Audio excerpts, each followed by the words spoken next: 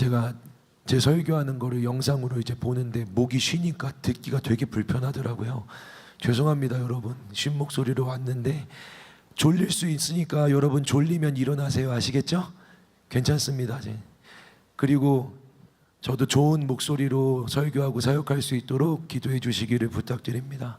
자, 여러분 말씀을 보면 이런 것들을 알게 됩니다.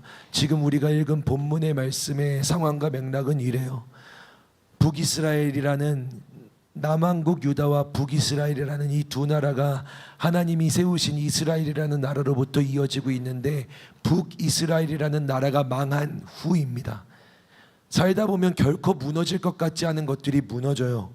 이렇게까지 파괴될까 싶을 정도로 하루아침에 그냥 끝까지 있을 것 같던 것들이 사라집니다.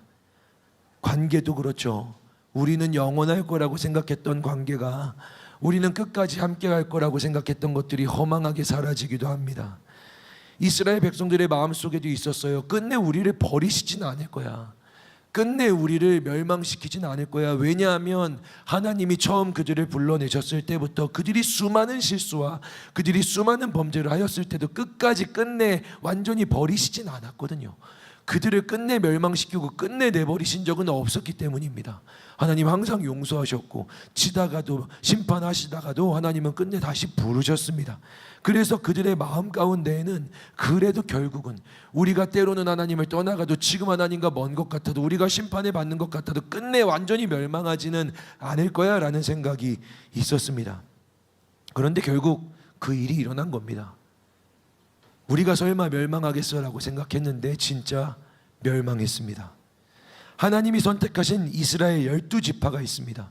12지파 중에 10개의 지파로 이루어진 게 북이스라엘 왕국인데, 북이스라엘이 아수르에 완전히 멸망당합니다. 사라집니다. 그리고 다시 생겨나지 않습니다. 그 10지파가 산산조각이 나서 여기로 저기로 흩어지며 그들이 그냥 이 사람 저 사람과 혼인당해서 그 이스라엘이라는 정체성 자체가 흐려지는, 사라지는 일이 발생하는 겁니다. 완전히 멸망당하고 사라진 겁니다. 설마 그러겠어? 설마 버려지겠어? 설마 그렇게 끝이 나겠어? 라고 하는 일도 일어납니다. 창세기 때부터 모세와 광야와 가나안과 사사기와 솔로몬과 다윗의 왕국을 거쳐 수많은 이야기와 영광스러운 같은 놀라운 이야기를 써간 그들도 그렇게 끝이 난 겁니다. 그런 일이 벌어졌습니다. 허망하게 한순간에. 더 처참한 건 성경이 이 일을 대단하게 기록하지 않는다는 겁니다. 성경이 그냥 이렇게 한마디로 끝내는 거죠. 그들이 하나님의 말씀을 듣지 않았기 때문에, 끝내 하나님의 말씀에 귀 기울이지 않고 자기 뜻대로, 자기 옳은 대로, 자기 소견에 맞다라고 생각하는 대로 끝내 그 자리에서 도망치지 않고 떠나지 않고 그냥 자기 계획과 의지대로 살아왔기 때문에 그들이 그렇게 되었다. 한 문장 끝입니다. 그렇게 슬프게도 창세기로부터 쭉 이어져 창세기, 출애굽기, 레위기, 민수기, 신명기, 여호수아, 사사기, 룻기, 사무엘, 상하, 열왕기, 상하, 역대하, 상하까지 이어졌던 이 역사의 한 축이 그 중에 12분의 10이 끝이 납니다. 사라집니다. 끝내 결국 사라지는 겁니다. 그리고 나서 남은 두 지파가 있는 겁니다. 남은 두 지파. 하나님이 두 지파를 아직은 남겨두셨습니다. 그게 남유다 왕국이죠.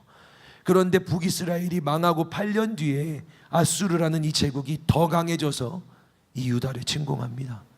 약해져서 침공한 게 아니에요. 더 강해져서 그때보다 더 약한 10지파의 왕국도 무너뜨린 이 제국이 그 군대 그대로 이끌고 두 지파밖에 안 되는 남유다 왕국을 침공한 겁니다. 그리고 성경은 이렇게 기록하죠. 유다의 모든 견고한 성읍들을 다 점령했다. 여러분, 지금 상황이 어떤 거냐면 전쟁이 펼쳐졌는데 순식간에 이 나라에, 우리나라로 치면 서울 제외한 모든 도시가 점령을 당한 겁니다. 서울 하나 남은 거죠. 모든 도시가 순식간에 사라져버립니다. 점령당했습니다. 서울 하나가 남았습니다.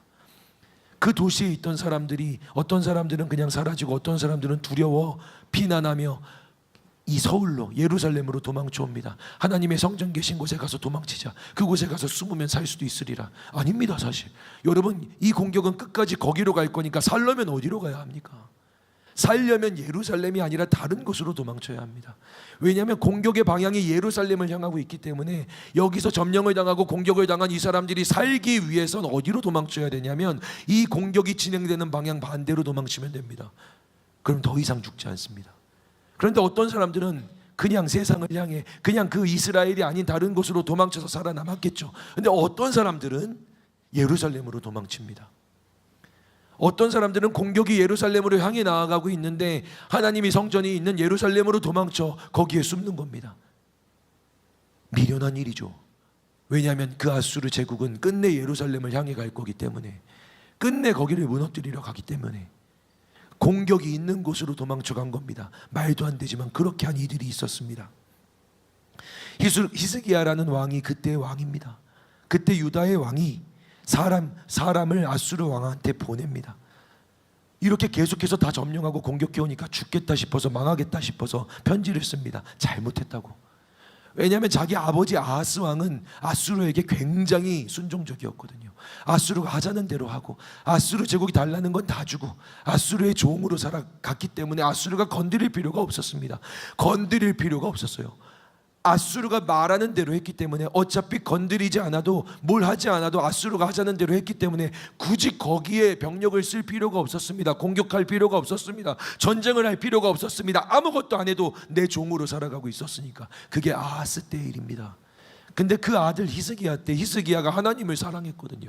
히스기야가 하나님을 신뢰했거든요. 히스기야는 성경에 유다에 나와 있는 그 어떤 왕도 하지 않았던 예루살렘 성전에서만 예배 드려야 된다, 다른 곳에서 드리는, 산당에서 드리는 예배가 아니다라고 하면서 유다에 존재했던 그 어떤 왕도 하지 않았던 종교개혁을 하는데, 그게 뭐냐면 산당을 없애는 겁니다. 유다에 좋았던 왕, 괜찮았던 왕은 많이 있지만 오직 히스기야만 이 산당을 없앱니다. 그리고 예루살렘에서만 하나님이 명령하신 그대로, 신명기에 나와 있는 그대로 예루살렘 성전에서만 예배할 수 있다. 우리 이스라엘 백성은 예루살렘 성전에서만 하나님을 만나자고, 하나님이 이쪽으로 와서 여기에서 예배하자고 말씀하셨다라고 히스기야가 말씀 그대로 개혁을 진행합니다. 그러니 히스기야가 의지하는 건 하나님밖에 없지 아수르를 의지하지 않습니다. 다른 민족을, 다른 신을 의지하지 않습니다. 우리 하나님만 바라보기 때문에 아수르에게 보내던 조공이나 아수르에게 향하던 그의 굴종적인 태도를 다 치웁니다. 하지 않습니다. 아수르 왕 입장에서는 화가 나죠. 그 아버지는 내 말을 잘 따르고 그 아버지는 종처럼 아무것도 하지 않아도, 건드리지 않아도 그냥 잘 지냈는데, 그냥 내 노예였는데, 내 종이었는데, 내 새끼였는데 아들이 왕이 되더니 아버지처럼 안 하고 아수르를 섬기지 않고 아수르를 따르지 않고 그냥 자기 하나님 여호와를 따르겠다고 아수르를 버린 겁니다. 그래서 공격하러 온 겁니다. 그래서 공격하러 왔습니다. 그게 오늘 본문이 일어나고 있는 지점이죠. 근데 히스기야가 계속 점령당하니까 두려웠던 겁니다. 그래서 히스기야가 아수르 왕한테 편지를 보냅니다. 잘못했다고, 죄송하다고, 내가 당신에게 범죄했다고. 무너질 때가 있습니다. 하나님 뜻대로 살아가도 너무 두렵고 너무 무서우면 무너질 때가 있습니다. 히스기야도 그랬습니다. 이렇게 끝이 나는구나, 그냥 처참하게 다 점령당하니까 이러다가 끝나겠구나. 편지를 씁니다. 살려달라고, 잘못했다고, 달라고 하는 걸 다 주겠다고, 달라고 하는 걸 다 드리겠습니다. 당신이 말하는 대로 모든 걸 드리겠습니다. 아수르 왕이 이야기합니다. 은을 100달란트를, 금을 30달란트를 주면 된다. 근데 그 은이 어마어마한 양, 금이 어마어마한 양이 와서 히스기야가 어떻게 하냐면 여호와의 성전에 있었던 모든 은으로 된 기물을 다 빼서 아수르 왕이 갖다 줍니다. 여호와의 성전 안에 있었던 은 촛대, 은 그릇, 은 기물들, 모든 하나님을 성전에서 예배하기 위해 준비되고 만들었던, 하나님의 성전을 위해 하나님을 예배하라고 만들었던 여기에 있었던 그 모든 것들을, 은으로 된 것들을 다 챙겨다가, 그게 아니면 그걸 채울 수 없어서 그 은을 다 아수르 왕에게 줍니다. 금은요? 금은 더 비참하죠. 어디서 금을 구할 데가 없는 겁니다. 30달란트라는 무게를 금을 찾을 수가 없으니 히스기야가 어떻게 하냐면 성전에 금칠이 되어 있는 문에 금을, 도금된 금을 벗깁니다. 얼마나 처참한 일입니까?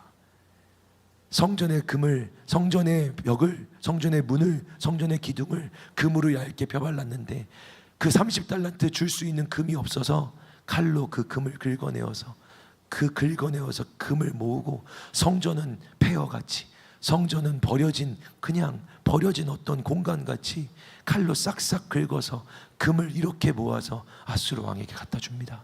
은과 금을 모아서 줬죠. 달라는 대로 줬습니다. 어떻게 되었을까요? 아수르 왕은 그걸 받고 무시하고 그대로 쳐들어옵니다. 죽이진 않을게. 이걸 줬으니 죽이진 않을게. 항복할 수 있게 해줄게. 그리고 군대를 그대로 밀고 예루살렘으로 쳐들어오는 겁니다. 말씀을 보면 유다의 수도인 예루살렘에 세탁자의 밭 윗못 수도곁에 있는 큰 길이라고 써있는 되게 구체적으로 지명을 얘기하는데 거기에까지 이 아수르 군대가 왔다고 합니다. 이걸 왜 이렇게 자세하게 설명하냐면 그 아버지 아하스 왕 때도 북이스라엘 연합군, 북이스라엘과 아람이라는 연합군이 그쪽으로 왔기 때문입니다. 그 공격을 했을 때 북이스라엘과 아람의 연합군이 막 공격해 올 때 그때 이 아하스라는 왕이 이 성을 정비하려고 우리 방어를 단단하게 하려고 어디에 가냐면 윗못 수도 옆 세탁자의 밭 큰 길에 가서 아하스가 거기서 여기 성으로 들어오는 수로 시스템을 정비하고 있습니다. 왜냐하면 적군이 와서 거기 큰 길, 그 서 있는 바로 세탁자의 밭, 남들이 세탁하는데 그리고 성으로 물이 들어오는 그 수로를 거기가 와서 대적이 와서 막아버리면 이 성이 굶어 죽으니까 이거를 단단하게 만들자, 이걸 견고하게 여기 성을 쌓자 하면서 거기서 정비하고 있는데 이사야 선지자가 와서 아하스에게 이야기하는 겁니다. 네 잘한 거 없는데 하나님 구원하신단다. 너 잘한 거 없는데 하나님이 구원하신단다. 그리고 한 가지 이야기를 합니다. 한 아기가 우리에게 났으니 그 아기의 이름은 임마누엘이라, 하나님이 우리와 함께 하신다 라고 해라. 예수님에 관한 이야기죠. 회개하지 않고 떠나가고 살아가고 있던 아하스에게 하나님이 네가 아무것도 안 해도, 네가 회개하지 않아도 너를 구하신단다. 그리고 너에게 징조를 보여주신단다. 네가 회개하지 않아도, 네가 죄인이어도 너를 구하시는 하나님의 마음을 알려주신단다. 그게 한 아기야. 그 아기의 이름은 임마누엘, 하나님이 우리와 함께 하신다. 그리고 정말로 아하스 왕 때의 이스라엘은 구원을 받습니다. 그런데 하나님을 떠나고 하나님과 상관없이 아수르를 따라다녀도 구원하셨던 하나님이 히스기야는 하나님을 그렇게 따랐는데, 히스기야는 하나님을 그렇게 순종했는데 거기까지 아수르 군대가 쳐들어오도록 막지 않으십니다. 거기가 어디냐면 쉽게 말하면 이스라엘 나라 예루살렘의 턱 밑까지 온 겁니다. 거기서 외치면 들리는 데까지 오는 겁니다. 그냥 더 이상 막을 데가 없는 바로 우리 성문 앞에 아수르의 대군 18만 5천 명이 거기에 와서 진을 치고 있는 겁니다. 방어할 수 있는 게 없습니다. 18만 5천 명이 그 성을 둘러싸잖아요. 그러면 이 예루살렘은 몇 개월 안에 죽는 겁니다. 왜냐하면 물이 안 들어오니까.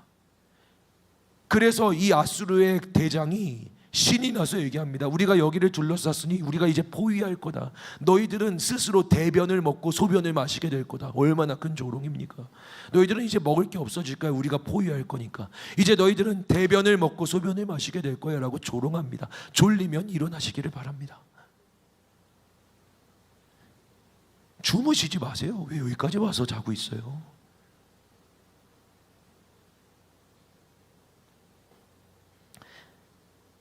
그런 상황에 처하게 된 겁니다.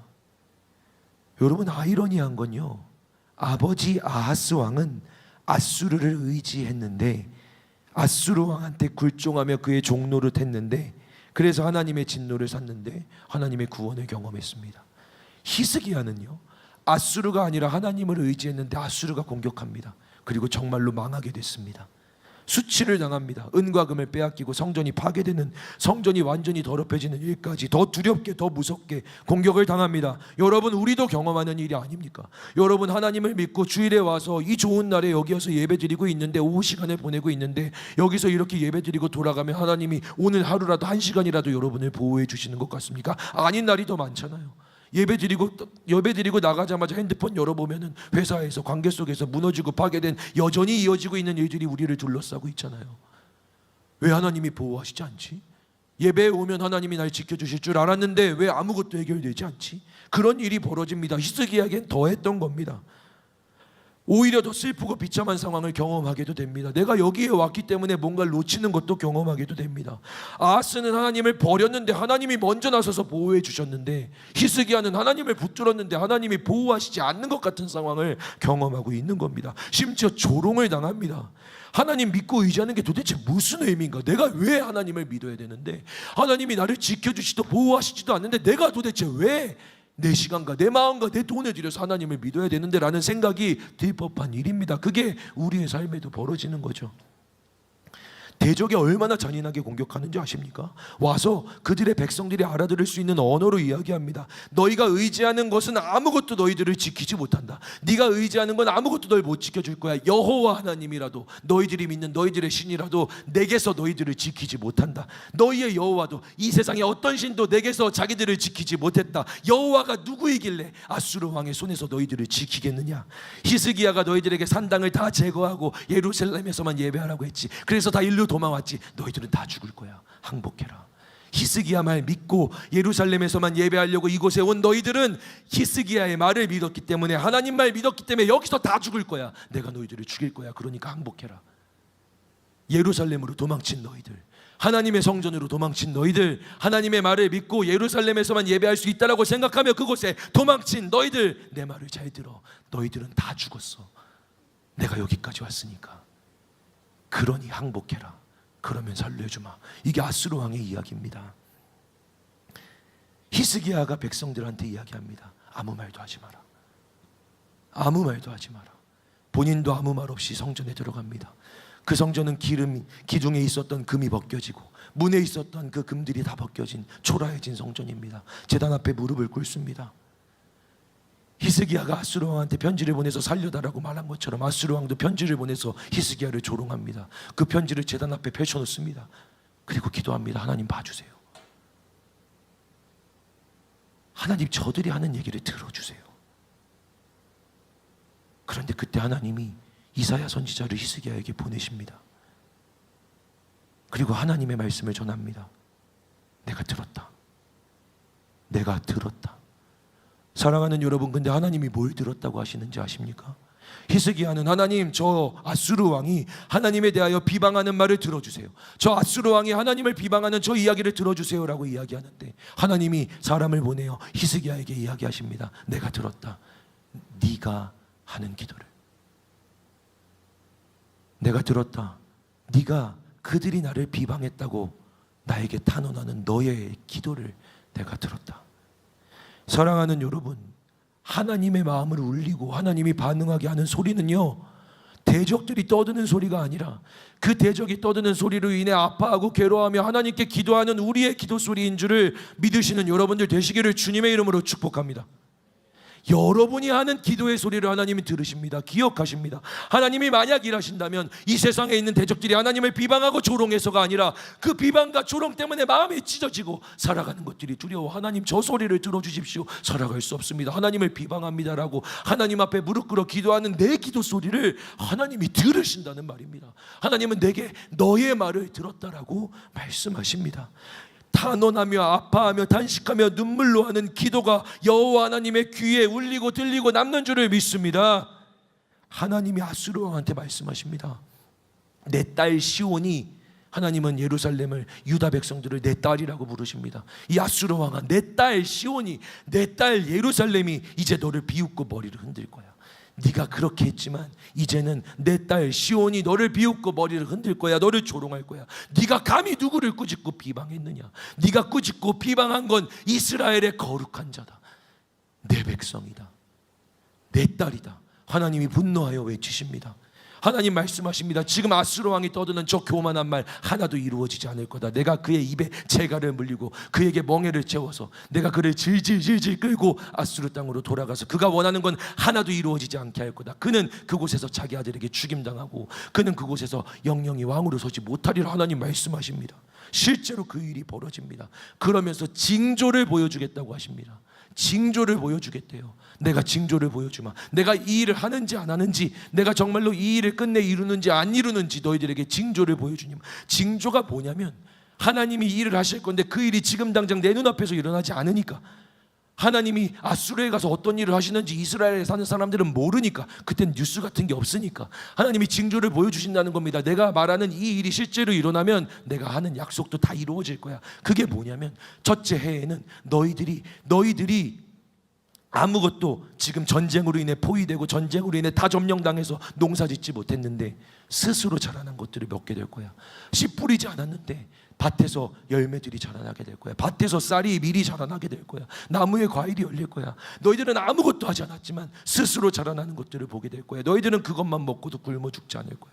그게 첫 번째 해지. 두 번째 해에는 너희들이 그것을 먹고 거기서 난 그 열매의 씨앗으로 다시 씨를 뿌리면 거기서 1년 만에 다시 열매가 날 거야. 그것으로 너희들은 먹고 심고 뿌린 것으로 살아가게 되겠지. 그리고 3년 차에는 너희들이 심고 뿌린 것을 먹을 뿐만 아니라 포도원을 심어서 포도원의 열매를 따게 될 거야.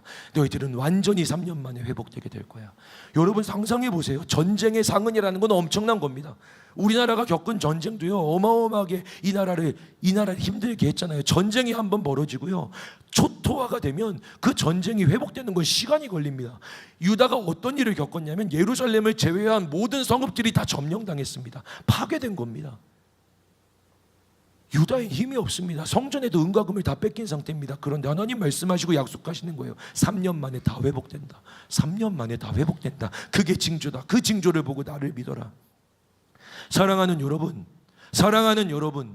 한소망 청년교회 간토에 오신 걸 환영합니다. 저희는 독립한 지 3년 차입니다. 말씀을 읽으면서 하나님의 말씀이 우리에게 그대로 이루어지고 있다라고 저는 믿고 있습니다. 우리에게 전하게 하시고 읽게 하시는 그 말씀은 바로 오늘 지금 우리에게 여기에게 임하시는 하나님의 말씀이라고 믿습니다. 이 징조가 우리를 향한 징조이리라고 저는 믿고 바라봤습니다. 실제로 그랬습니다. 여러분 스스로 자라나 먹게 하셨던 첫 해가 있습니다. 정말 엉망진창으로 독립 첫해에 저희들 정말 심하게 싸웠습니다. 리더십들 어마어마하게 싸웠습니다. 서로 믿고 안 보겠다고 했습니다. 서로 인정하지 않았습니다. 누구를 같이 못하겠다고 찾아와서 얘기하는 일들은 매주 벌어졌습니다. 함께하지 못하겠다고요. 독립을 한 게 후회가 될 정도로 저희들은 파괴되고 무너지고 함께하지 못했습니다. 공동체를 이야기해도 오히려 그 전보다 더 못하게 저희들은 눈에 보이게 무너져가고 싸우고 있었습니다. 그런데 연말이 되었는데 이런 얘기가 들려오기 시작했습니다. 제가 느끼기에는 공동체가 무너져가고 있는데, 제가 느끼기에는 리더십과 목자들이 무너져가고 있는데 청년들이 예배가 좋다고 말하기 시작했습니다. 공동체의 핵심이 아니라, 공동체의 중심이 아니라 공동체의 외곽에 있었던 새로운 새가족들과 공동체에 대해서 잘 경험하지 못하던 이들이 예배가 좋다고 많아지기 시작했습니다. 늘어나기 시작했습니다. 1년을 엉망으로 보냈는데 1년이 지나고 나니 공동체가 어마어마하게 성장을 했습니다. 뉴스와 기사에 나올 정도의 성장입니다.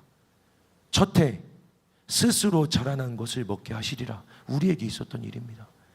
그 자라난 열매를 가지고 둘째 작년 우리는 다시 한번 첫 해의 실패를 기억하며 다시는 그렇게 실패하지 않도록 제대로 뿌리고 제대로 열매를 거두며 두 번째 해를 보냈습니다. 원래 2년 차는 망한다고 합니다. 소포머 슬럼프라고 하죠. 여러분 2년 차에는 징크스가 있습니다. 2년 차는 위험할 거라고 합니다. 저희도 그런 얘기를 들었습니다. 독립한 지 2년 차이니까 이렇게 가파르게 성장을 했으니까 인원과 봉헌이 40%, 80% 이렇게 성장을 하는데 당연히 줄어들겠지, 당연히 무너지겠지, 조심해야 될 거야 라고 얘기했습니다. 근데 오히려 저희는 이게 하나님의 일이기 때문에 2년 차에 우리에게 배우게 하신 게 있기 때문에 하나님이 행하실 것이기 때문에 우리는 세상이 아니기 때문에 우리는 신입생도 아니고 우리는 어떤 조직도 아니라 하나님의 교회이기 때문에 하나님이 이루어 가시면 우리는 2년 차에 성장한다. 2년 차에 일어날 거다. 하나님 말씀하신 그대로 저희는 2년 차에도 성장했습니다. 여러분 200명이 300명이 됐습니다. 그리고 지금이 3년 차입니다. 올해 3년 차. 저는 올해를 보내며 정말로 포도원이 심겨져서 이제는 열매를 따고 있다는 걸 경험합니다. 여러분 많은 열매의 시간들을 지나갑니다. 예배 드릴 때 여러분들이 기도하는 소리를 듣습니다. 저한테는 너무 낯선 소리죠. 여러분들이 찬양하고 아멘하는 소리를 듣습니다. 이 이야기가 낯선 이들도 있을 겁니다. 나는 모르는데, 나는 새가족인데, 나는 신입생인데, 제가 자꾸 옛날 이야기를 하는 이유가 있습니다. 여러분, 사랑하는 여러분, 공동체 이야기에 동참하십시오. 하나님은 광야에 있는 광야교회에 있는 백성들에게 자라나는 태어나는 자녀들에게 계속해서 하나님이 너희들을 애굽에서 어떻게 구하셨는지를 가르치고 그들에게 알려주어라. 하나님이 그들을 어떻게 몇 가지의 재앙으로 그들을 살리고 그 땅에서 만나와 외출하기로 어떻게 성막을 지었는지 알려주어라라고 말씀하십니다. 그 역사에 하나님이 행하시고 있는 이 이야기에 나와 상관없는 이야기가 아니라 하나님이 이 교회를, 당신이 다니고 있는 이 교회를 세워가고 있는 이야기입니다. 오늘 새 가족으로 들어오신 이들도 속하게 되는 이 이야기 속에 들어오시라고 말씀을 드리는 겁니다. 사랑하는 여러분, 그렇게 3년차가 되어서 열매를 진짜 따고 있습니다. 제가 이번 주 엊그제 다른 교회에서 있었던 한일 선교대회라는 대회에 참석했습니다. 우리가 하고 있는 이 선교와 연관된 대죠. 그 선교대회는 14년을 지속해서 이루어지고 있는 선교대회입니다. 14년 동안 이 선교대회가 점점 약화됐습니다. 규모와 사역, 변하지 않는 일본의 선교의 상황들 때문에 계속해서 한국 쪽도 일본 쪽도 계속해서 약해지고 있었습니다. 그 상황 속에서 부름을 받아 참석한 겁니다. 그 선교대회의 주제는 소망의 빛이었습니다. 키워드는 소망과 빛이었죠. 그런데 저희 칸토가 가져간 저희의 키워드는 열매였습니다. 저희가 이번 일본 선교에서 경험한 건 열매 맺었음이니까. 짧지만 3번의 선교 동안 우리도 경험했습니다. 첫 열매라는 주제를 가지고 그 선교에 참여했고, 열매가 없는 것들을 경험하면서, 열매를 맺지 못하는 것들을 경험하면서 슬프고 아프고 괴롭고 어두워졌었습니다. 그런데 마지막 올해에 있었던 그 선교에서 그저 말씀에 순종했습니다. 예수 안에서 타자를 위하여라는 이 주제로 모리노회 교회에서 그냥 원하는 것, 우리는 종처럼 말씀하시는 것, 시키시는 것, 하라고 하는 것, 우리가 뭔지, 우리가 누군지, 우리가 어떤 걸 할 건지 아무것도 중요하지 않고, 내가 뭘 하겠다가 아니라 사역이 이런 거다, 선교가 이런 거다 다 집어치우고 거기서 원하는 걸 하겠습니다. 해달라고 하시는 걸 하겠습니다. 화장실 치우라고 하면 화장실을 치우고, 페인트 칠하라고 하면 페인트 칠하겠습니다. 앞에서 쓰레기 주우라고 하면 쓰레기를 줍겠습니다. 그게 올해 우리 선교의 주제입니다. 그렇게 말하고 가서 거기서 원하는 그 일을 종처럼 예수 안에서 타자를 위하여 감당했습니다. 그런데 그 일본 선교의 마지막 선교사님이 말씀하셨습니다. 10년간 목사님을 봤는데 목사님 처음으로 우리가 열매를 맺었네요. 열매를 맺었다라는 수많은 증거들이 터져 나오기 시작했습니다. 열매가 맺혔다, 열매가 맺혔다. 열매라는 사람을 만나고 열매 맺힌 꿈을 꾸고 그 일본 선교에서 열매가 맺혔다라는 이야기들이 터져 나오기 시작했습니다. 열매가 맺혔구나. 그 이야기를 한 겁니다. 선교 대회에 가서 저희는 열매를 맺었습니다. 그리고 놀랍게도 그 순간부터 24년 된 한일 선교 대회의 키워드가 바뀌었습니다. 소망의 빛이었는데 사람들이 열매에 대해서 이야기하기 시작했습니다. 일본의 목사님이 나와서 이런 말을 합니다. 일본 교회는 열매가 없습니다. 1년 동안 사역을 해도 세례받는 사람 1명, 아니 1명이 없을 때도 있습니다. 일본 교회는 열매가 없는 게 맞습니다. 새신자가 없습니다. 그러나 말씀의 열매를 거두리라 라고 하셨으니 저희들은 말씀이 그대로 이루어질 것을 믿고 이 자리에 있습니다. 그게 일본 선교의 의미입니다. 갑자기 대화가 열매라는 쪽으로 바뀌기 시작했습니다. 그리고 한국의 목사님이 이렇게 말씀하셨습니다. 14년을 진행해 오면서 함께 이어온 교회도 있고 떠나간 교회도 있습니다. 이제 보지 못하는 사람들도 있습니다. 처음엔 100명이었는데 지금 25명 정도 참석하고 있습니다. 제가 7년 전에 거기서 한일 선교대회를 했을 때, 제가 진행할 때는 콘서트를 크게 하고 100명 넘게 와서 같이 했던 큰 행사였는데 이제 25명밖에 남지 않았습니다. 근데 목사님 말씀하시더라고요. 그런데 이 자리에 남아서 여기를 지키는, 이 일을 이어가는 이들이 하나님이 맺으신 열매입니다. 열매입니다. 포도원을 심고 그 열매를 거두리라. 이전까지는 나 먹기에 급급한 겁니다.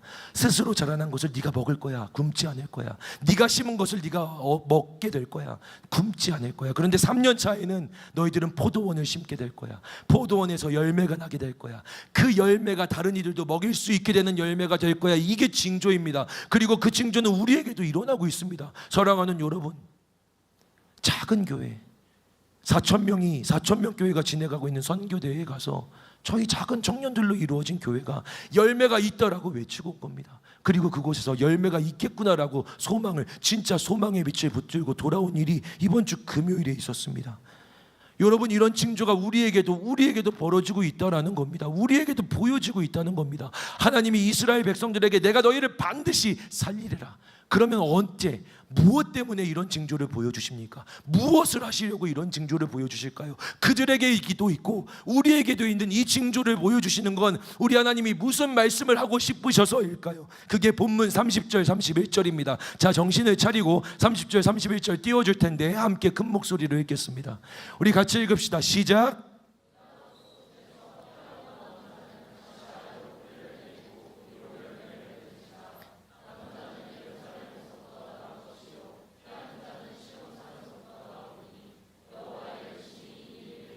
한 번 더 읽을 텐데 이 말씀을 내게 이루어질 말씀이라고 소망하고, 하나님 제게 다시 땅으로 뿌리를 받고 위로 열매를 맺게 하실 저 말씀이 제게 하나님이 행하실 말씀이라는 마음으로 믿고 고백하는 이들에게 진짜 하나님이 그 일을 이루실 걸 축복합니다. 아니시면 안 읽으셔도 됩니다. 난 상관없다라고 생각하시면 안 읽으셔도 됩니다. 그러나 만약 저 말씀의 축복이 진짜 내 삶에 이루어지기 원하시는 분들은 다시 한번 함께 이 말씀을 읽겠습니다. 시작.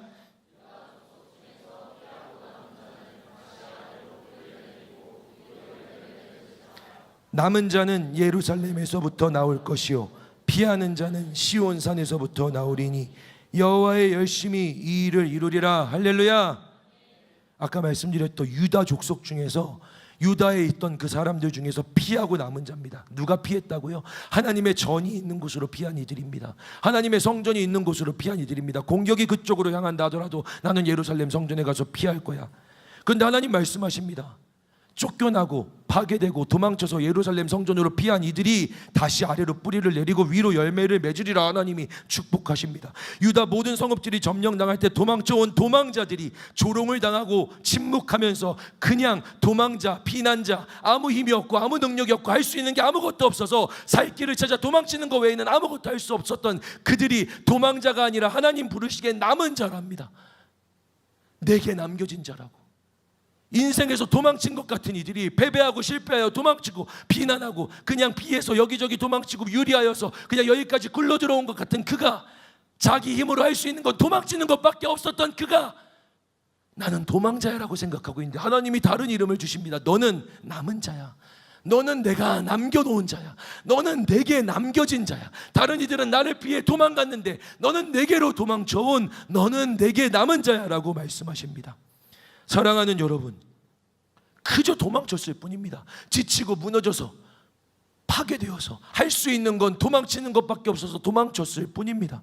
떠나지 않고 다른 곳으로 가지 않고 그냥 성전에 있었을 뿐입니다. 이 교회에 있었을 뿐입니다. 공동체에 남아 있었을 뿐입니다. 우리에게도 있죠. 엄청 힘들었던 시기, 파괴되었던 시기, 그리고 지금도 마찬가지일 겁니다. 어떤 사람들은 은혜를 경험하지 못해서 떠날까 말까를 고민하고 있을 겁니다. 그런데 남아있는 자들이 있습니다.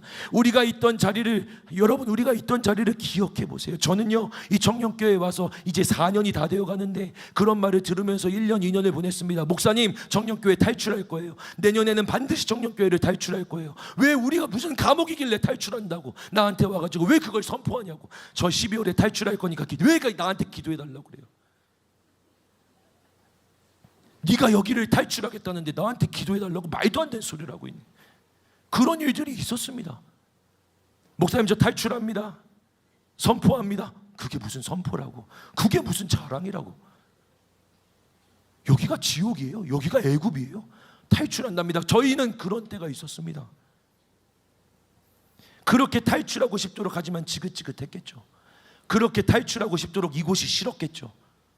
지금도 그럴 수도 있습니다.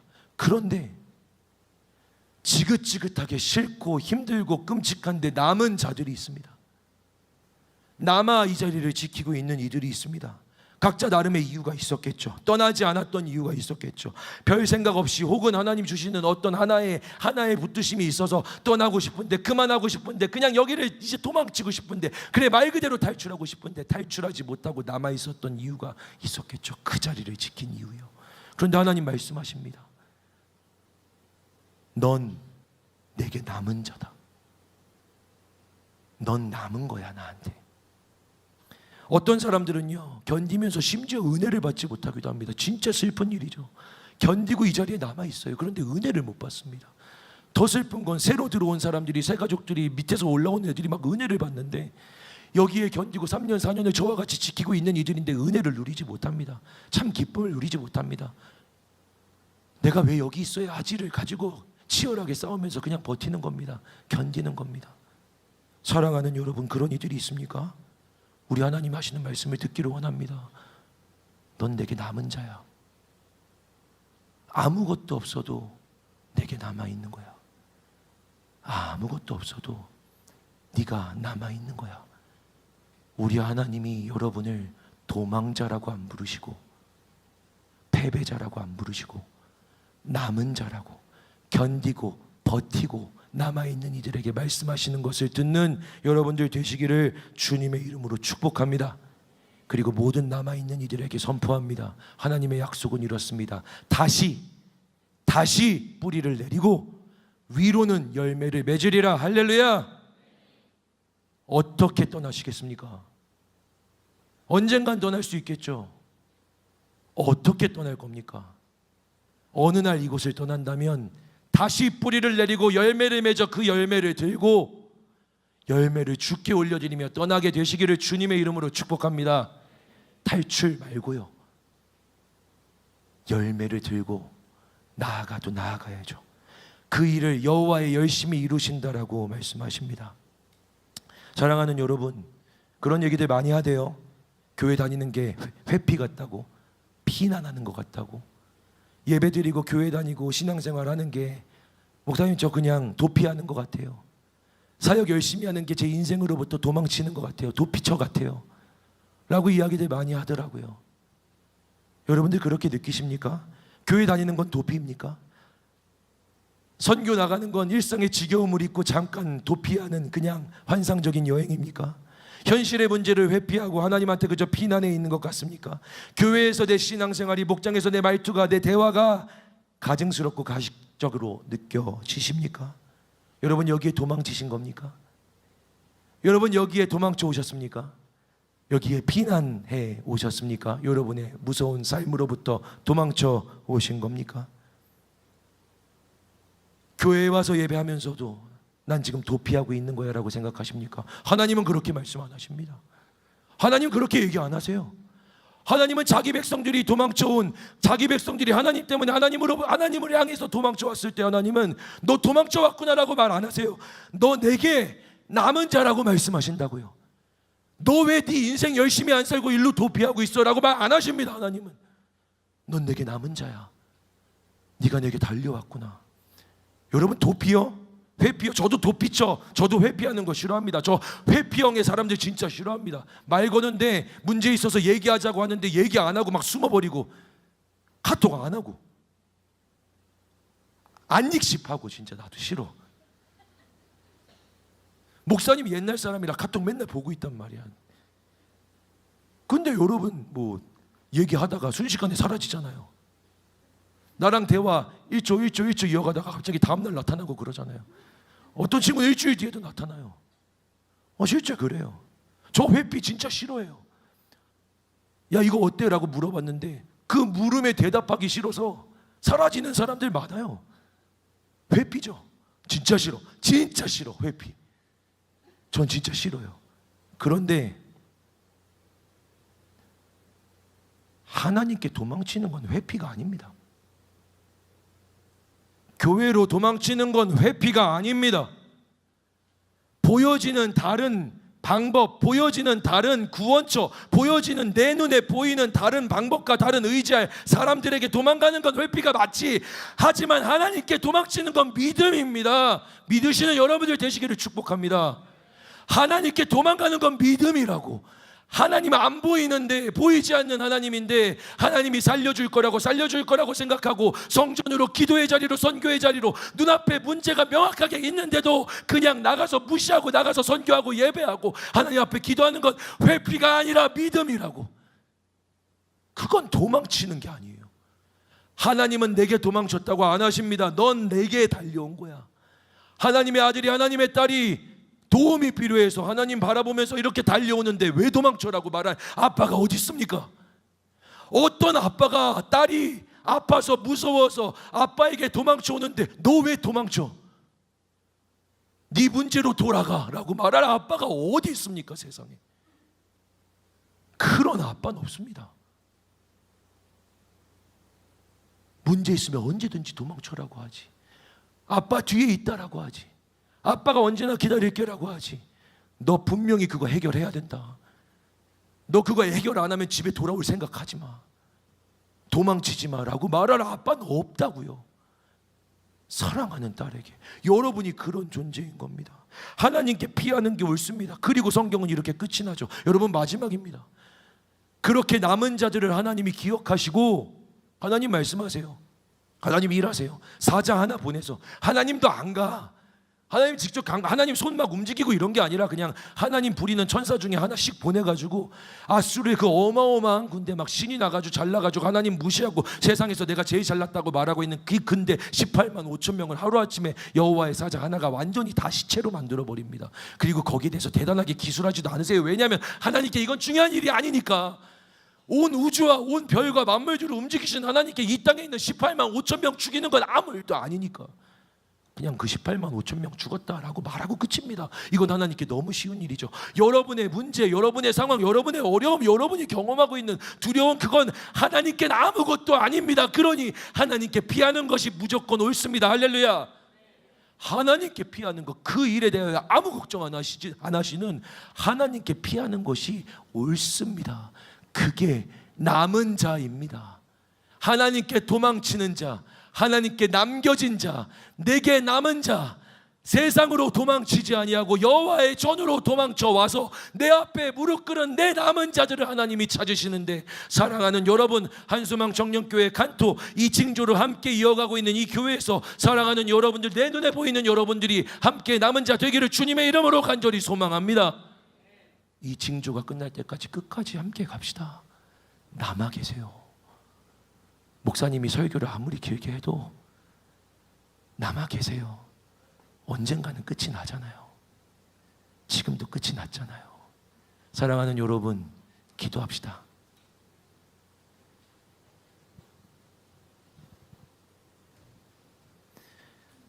여러분, 여기에 어떻게 왔습니까? 보이지 않는 하나님, 실체가 아닌 것 같은 하나님에게 이 주일 예배가 도망쳐 온 것처럼 느껴지십니까? 하나님, 그러나 이것이 도망이 아니라 하나님께 나온 믿음의 하나님을 향한 피난, 하나님 앞에 남은 자로 서는 일이 되게 하여 주시옵소서. 하나님, 우리를 도망자가 아니라 주의 남은 자로 만나 주시옵소서. 주의 남은 자를 향한 그 축복을 우리에게 부어 주시옵소서. 예수 그리스도 이름으로 기도합니다. 아멘. 사랑하는 여러분, 이 시간 자리에서 일어나 함께 찬양하고 한 번 더 기도합시다.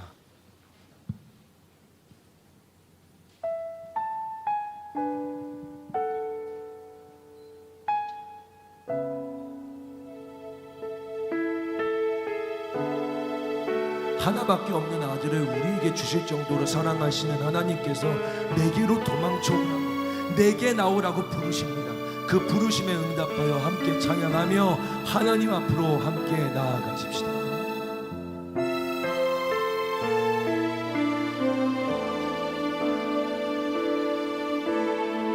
아들을 주십니다.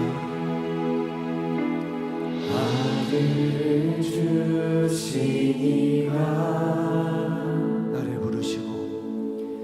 나를 부르시고 영화롭게 하시네. 지금 우리의 고난을 장차 영광과 비교할 수 없도록 다시 한번 아들을 주시니가 아들을 주시니가 나를 부르시고 나를 부르시고 영화롭게 하시네. 지금 우리의 고난을 장차 영광과 비교할 수 없도다. 보이는 소망을 소망이 아니니 보이는 보이는 것을 누가 바라리요.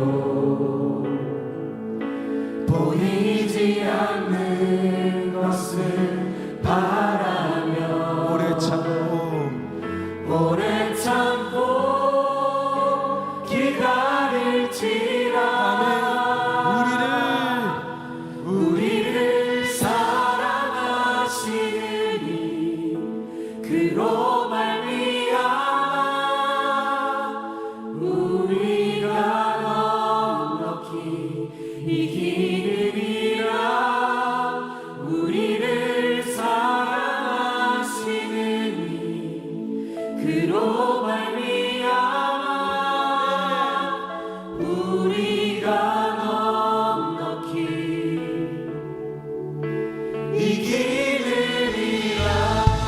우리를 넉넉히 이기게 하신 하나님께 영광의 박수 올려드립시다. 할렐루야. 나를 주시니라. 나를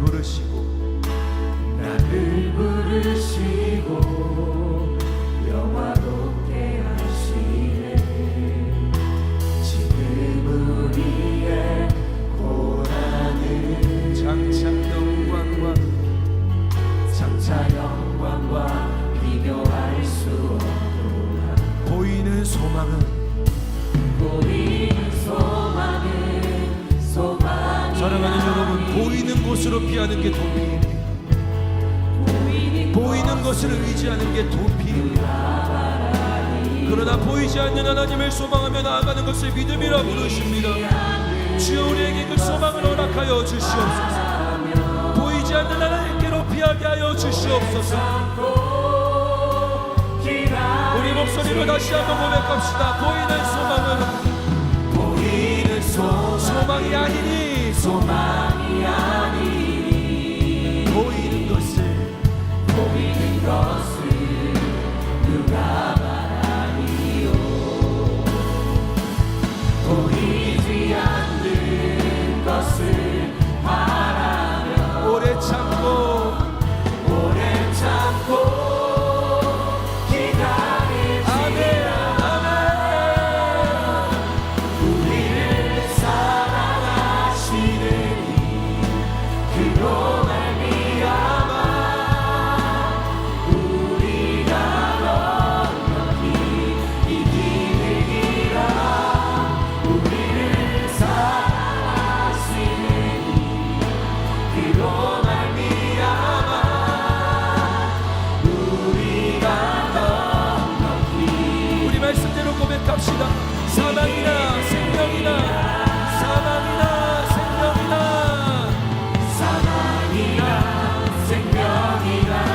권세자들이나 현재일이나 장래일이나 높음이나 기쁨이나 그 어느 것도 그리스도 예수 하나님의 사랑에서 끊을 수 없고. 할렐루야. 우리를 사랑하시느니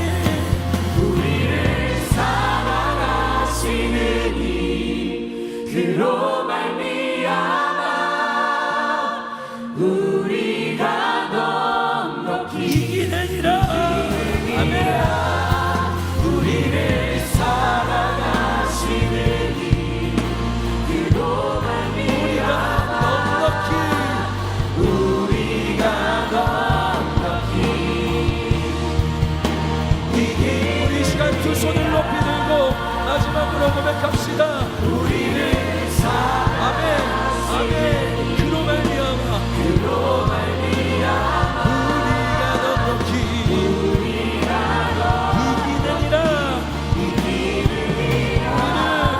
우리를 사랑하시느니 그로 말미암아 우리가 넉넉히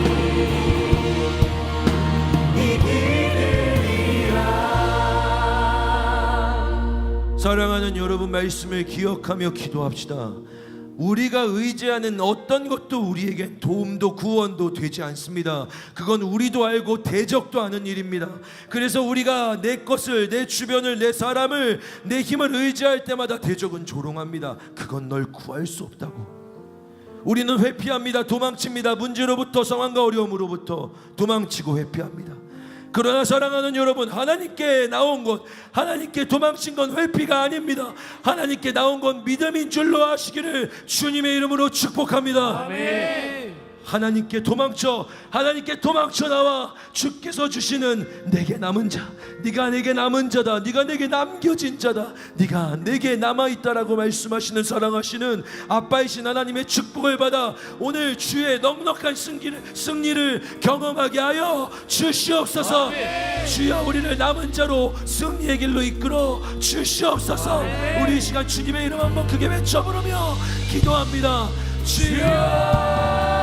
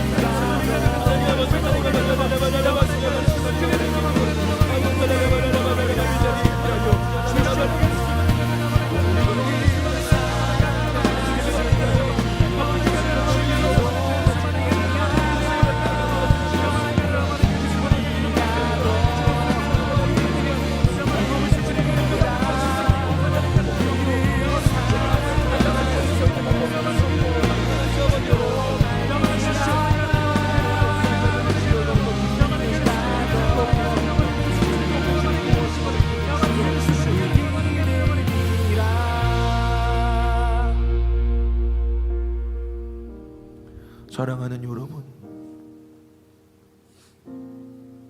문제가 변하지 않았는데 교회에 나와 예배하는 게,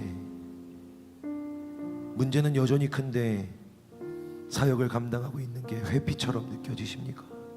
현실 도피입니까? 성경은 다르게 이야기합니다. 그 일을 해결하는 건 하나님께 너무 쉬운 일이다. 그 문제에서 너를 구원하는 건 하나님께 너무 쉬운 일이다. 하나님은 도망쳐라, 도망쳐 나와라, 그 어둠으로부터, 그 우상으로부터 달려나와라, 도망쳐라, 내게 달려와라, 하나님 말씀하십니다. 하나님께 달려오는 것, 하나님께 도망치는 건 회피가 아닙니다. 그건 믿음입니다. 하나님, 여기 사랑하는 청년들이 인생에서 부딪히고 괴로워하며 힘들어하며 하나님께 나오는 것까지도 현실 도피라고 생각하고 속고 살아가는 그 사탄의 속임에서 우리를 건져 주시옵소서.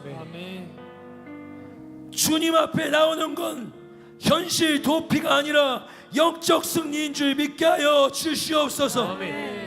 주의 사역을 감당하고 주의 나라를 위해 일하는 건 먼저 그의 나라와 그의 의를 구하라. 그리하면 이 모든 것을 너희에게 더하시리라. 하늘에 있는 하나님 아버지는 너희에게 무엇이 있어야 할지를 아시나니, 그러므로 무엇을 먹을까, 무엇을 마실까, 몸을 위하여 무엇을 입을까 염려하지 말아라. 하나님께서는, 아버지께서는 너희에게 이러한 것들이 있어야 할 줄을 아시느니라. 할렐루야. 아멘. 하나님이 이 말씀을 믿고 하나님께 나온 줄을 아시기에 하나님께 도망친 자들을 패배자, 도망자가 아니라 남은 자로 부르시는 줄을 믿는 믿음을 이 시간 이곳에 부어 주시옵소서. 도망자, 도피자가 아니라 주의 축복받은 남은 자로 다시 땅으로 뿌리를 내리고 위로 열매 맺게 하실 것을 축복하며 예수 그리스도의 이름으로 기도합니다. 아멘. 우리 하나님께 영광의 박수 올려드립시다.